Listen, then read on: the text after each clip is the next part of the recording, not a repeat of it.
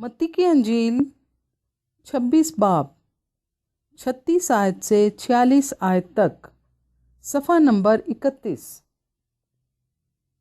یسوع گتسمنی باغ میں دعا مانگتا ہے۔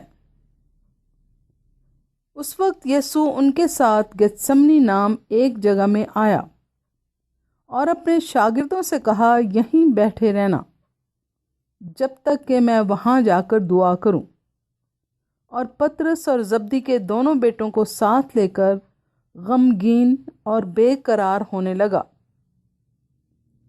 اس وقت اس نے ان سے کہا، میری جان نہایت غمگین ہے، یہاں تک کہ مرنے کی نوبت پہنچ گئی ہے۔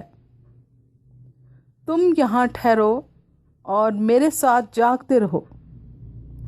پھر ذرا آگے بڑھ کر اور منہ کے بل گر کر یوں دعا کی کہ آئے میرے باپ، اگر ہو سکے تو یہ پیالہ مجھ سے ٹل جائے،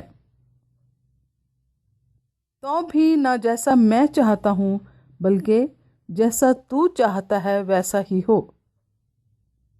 پھر شاگردوں کے پاس آ کر ان کو سوتے پایا اور پطرس سے کہا، کیا تم میرے ساتھ ایک گھڑی بھی نہ جاگ سکے؟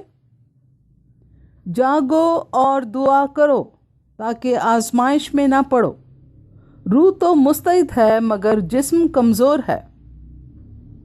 پھر دوبارہ اس نے جا کر یوں دعا کی کہ آئے میرے باپ، اگر یہ میرے پیے بغیر نہیں ٹل سکتا تو تیری مرضی پوری ہو۔